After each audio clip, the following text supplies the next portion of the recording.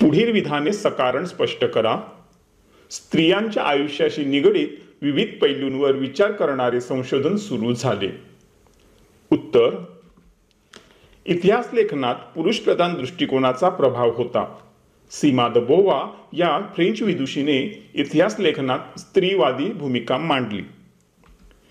त्यामुळे स्त्रीवादी इतिहास लेखनात प्रामुख्याने स्त्रियांचा समावेश केला गेला. इतिहास लेखनाच्या क्षेत्रातील पुरुषप्रधान दृष्टिकोनाचा पुनर्विचार करण्यावर भर दिला.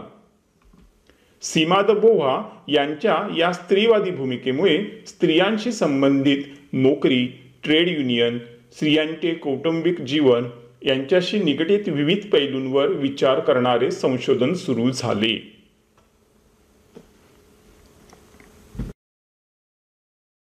इथे आपला हा व्हिडिओ कंप्लीट झालेला आहे. तुम्ही आपल्या चॅनलला आठवणीने सबस्क्राईब करा, ह्या व्हिडिओला लाईक करा आणि ह्या व्हिडिओला तुमच्या मित्रमैत्रिणींसोबत शेअर करा आणि कमेंटमध्ये लिहा श्री स्वामी समर्थ.